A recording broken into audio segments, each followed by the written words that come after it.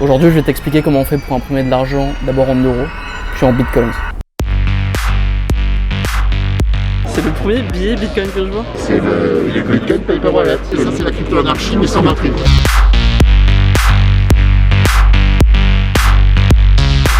Avant toute chose, il faut savoir que c'est un des pires crimes qui soit d'imprimer de l'argent. C'est considéré comme un crime contre l'État, un crime contre la paix et un crime contre l'univers. Sous Saint-Louis, on crevait les yeux des faux monnayeurs. Et en France, de manière générale, jusqu'au 19e siècle, le faux monnayage était condamné de la peine de mort.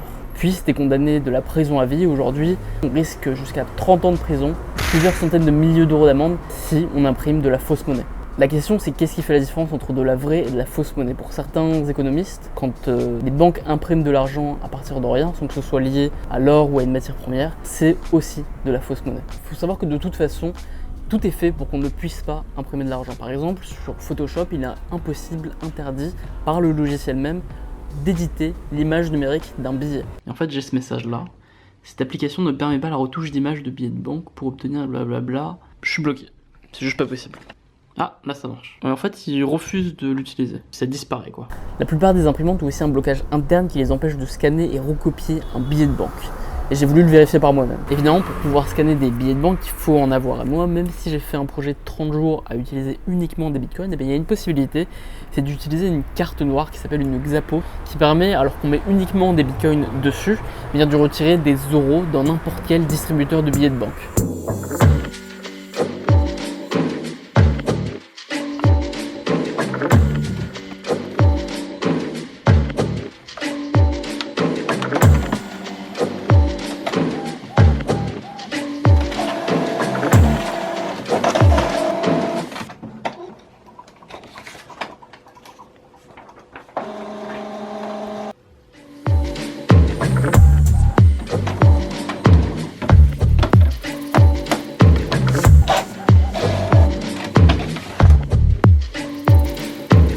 Je vais vous montrer en fait les possibilités qu'on peut trouver sur le Darknet de télécharger des tutos pour imprimer des faux billets. Pour ça, il faut passer évidemment par Tor, qui permet en fait de surfer sur le Darknet de manière plus discrète, plus anonyme. Donc évidemment, vous allez voir que c'est surtout quelque chose qu'il ne faut pas faire chez soi parce que c'est très risqué. Loguer sur Alphabet. Donc, comme tu le vois, j'ai 0 monnaie du coin, il suffit que j'en mette un petit peu. Donc ce que je vais faire déjà pour commencer, c'est que je vais envoyer quelques bitcoins sur mon adresse Alphabet. Envoyer la sauce. Pium, pium, pium. Donc bon, j'ai envoyé un peu d'argent sur mon petit compte Alphabet. Maintenant, j'ai plus qu'à regarder comment je fais pour trouver des trucs. Je sais pas, on va taper euro, tiens. Euro. Comment faire des billets en euros. Alors, il y a beaucoup de porno, blablabla, driving license, machin truc. Oh, c'est pas ça que je veux. Fraude peut-être. C'est quand même marrant de faire ces courses sur Alphabet. Alors évidemment, là je vais rien acheter du tout, hein. C'est juste pour montrer. Je vous conseille pas de faire ça, c'est très mal. C'est vraiment pour faire une petite étude du faux monnayage, de cette méchante pratique qui est totalement illégal. Ok, 5 billets de 50 € qui sont contrefaits. Et combien ça coûte? 42 $. Si je voulais acheter, il suffirait que j'envoie à cette adresse là. Évidemment, je vais pas le faire. Bon, j'ai quitté ce site Alphabet. Je crois qu'on en a assez vu. J'ai jeté un œil du côté des armes et des billets, ça va faire un petit peu froid dans le dos tout ça. Et l'invention du papier monnaie permet très facilement d'inventer de l'argent à partir de rien. C'est pour ça que la loi doit être extrêmement répressive pour interdire, pour empêcher les gens de le faire. Mais l'origine du papier monnaie n'est pas celle qu'on croit habituellement, comme on va le voir maintenant dans cette petite minute d'histoire. Souvent, on vous dit, au début c'était des coquillages, puis après on a pris de l'or, et puis on s'est aperçu que l'or c'était lourd, c'était pas pratique. Souvent on commence au troc, on dit on échangeait des mammouths contre des antilopes, c'était pas pratique, alors on a inventé l'or. Et puis l'or c'était lourd, alors c'était pas pratique, on a inventé le papier. Et puis le papier c'était finalement pas pratique, alors on l'a mis dans des livres de comptes électroniques de banque. Et ça paraît un peu une histoire linéaire, faite de progrès et d'intelligence. Alors dans la pratique, il y a de ça, mais il y a surtout beaucoup de contraintes. C'est quand on n'a pas d'or qu'on paye en papier, et c'est largement période de guerre. Il y a une corrélation entre le papier-monnaie et les événements guerriers, que ce soit le papier-monnaie en Angleterre pendant les guerres napoléoniennes, ou la convertibilité de la monnaie de papier après la Première Guerre mondiale, parce qu'on garde l'or pour les paiements vis-à-vis de l'étranger. Quand vous êtes un pays en guerre et que vous fournissez en armement dans des pays neutres, le pays neutre ne veut pas de votre monnaie de papier. Donc l'or doit servir, on demande aux citoyens de verser leur or pour acheter des armes en Amérique, et à l'intérieur, les citoyens, on leur demande de se contenter de papier-monnaie. Globalement, c'est ça. C'est quand même une façon de faire contre mauvaise fortune bon cœur, ou de faire de nécessité vertu, plus qu'un progrès de l'esprit humain. Cette question de la possibilité de produire son propre argent est centrale dans l'histoire, et elle remonte même à l'Antiquité. Selon l'auteur américain Thoreau, c'est la question à laquelle répond Jésus quand on lui demande si son peuple doit ou non payer l'impôt demandé par les Romains. Avons-nous le droit de payer l'impôt à l'empereur César, oui ou non? Attention Seigneur, c'est un piège! Montre-moi une pièce d'argent.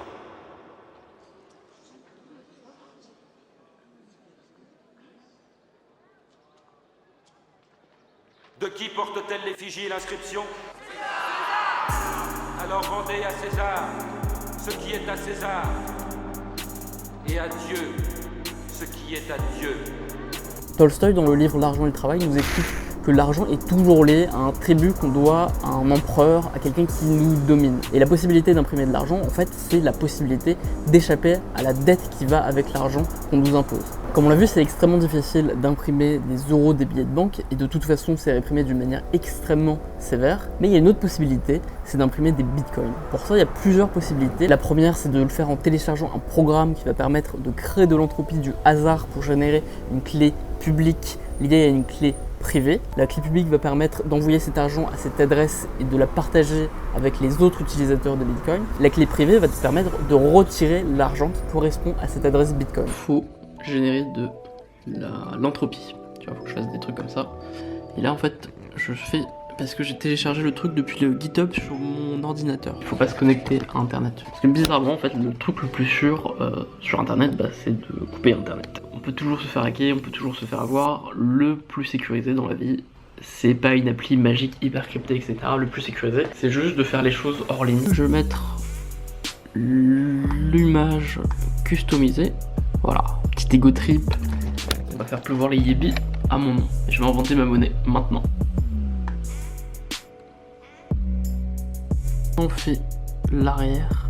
Je vais un peu m'amuser. Donc on va remplacer le petit slogan In God We Trust par le slogan du Bitcoin qui est Vires Numéris, c'est-à-dire la force dans le nombre. Et un petit jeu de mots et un petit double sens. Maintenant il reste plus qu'à découper mes petits billets. Ça me rappelle de mauvais souvenirs, je suis toujours très mauvais en découpage à l'école. Voilà, je prends mon petit billet. Maintenant j'ai plus qu'à le refermer. Donc en temps normal, normalement je ne montre pas la clip privée, faut la cacher. Il n'y a plus qu'à le sceller. Donc comment je le scelle? Je vais le mettre. Donc voilà, j'ai mon billet, il est fermé, il est scellé. Et il y a ma clé publique, donc je peux vérifier toujours qu'il y a bien les fonds que je pense dedans. Et ensuite, si je veux le retirer, j'ai plus qu'à l'ouvrir et je retrouverai mon argent. C'est quand même révolutionnaire, tu vois. J'ai mon argent et tout ça a été généré offline. Si je veux l'ouvrir, il suffit que je l'ouvre comme ça. Et ça y est, j'ai ma clé privée, je peux retirer les fonds quand je veux. Par contre, il faut pas que je me fasse voler mon billet. Et il faut le mettre dans un coffre-fort. Donc maintenant, j'ai ma petite réserve d'argent, mon petit billet de banque, enfin mon petit billet Bitcoin. C'est très simple d'envoyer de l'argent. Hop. Je scanne le code et je peux envoyer. Allez, j'envoie 1 euro.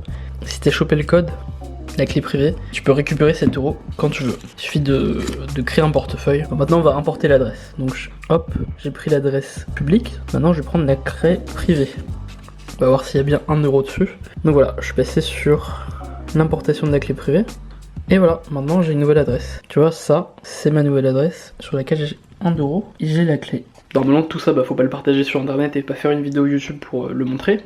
Mais c'est pour l'exemple. Maintenant, j'ai cet argent qui est sécurisé dans un paper wallet et que je peux récupérer à tout moment avec n'importe quel téléphone. Il est aussi possible d'utiliser des pièces Bitcoin dans lesquelles on va garder une certaine réserve de valeur.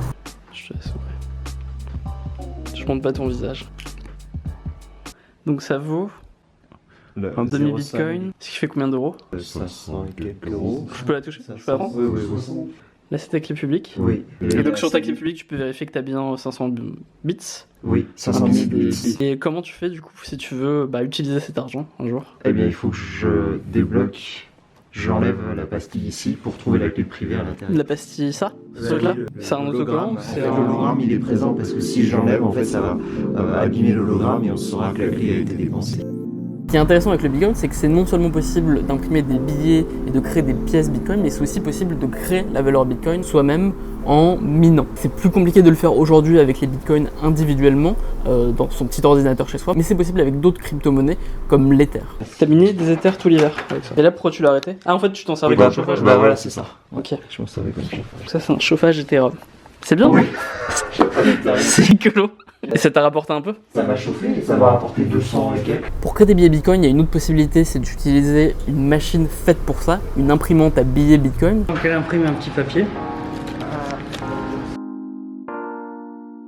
Ce qui est intéressant avec le Bitcoin, c'est que ça permet d'imaginer plein de systèmes différents. On pourrait très bien imaginer, si on décide de faire confiance à un tiers, à quelqu'un qui va centraliser les informations, eh bien on peut très bien imaginer un système dans lequel plusieurs personnes vont recevoir une adresse publique Bitcoin sur laquelle une communauté centrale va envoyer de l'argent.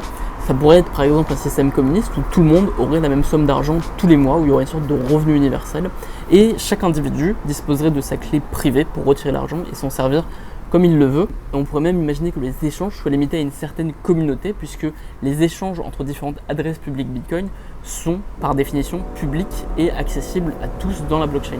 Peut-être avec une sorte de franc Bitcoin qui s'échangerait seulement parmi des consommateurs français. On pourrait imaginer tout plein de systèmes différents où l'argent ou la valeur serait distribuée différemment, et cela indépendamment de toute autorité politique sur un territoire, en dehors de celle qu'on choisirait. Et cette possibilité d'imprimer de l'argent en Bitcoin et d'avoir une réserve de valeur différente indépendamment d'une autorité étatique, elle ouvre des perspectives qui sont infinies. J'espère que cette vidéo t'a plu. La prochaine fois, on verra comment on fait pour créer des bitcoins et d'autres crypto-monnaies. Pour ça, on ira dans une mine secrète de bitcoin en Islande. Si tu veux pas rater ça, abonne-toi. Puis si t'as aimé la vidéo, like et partage avec tes amis.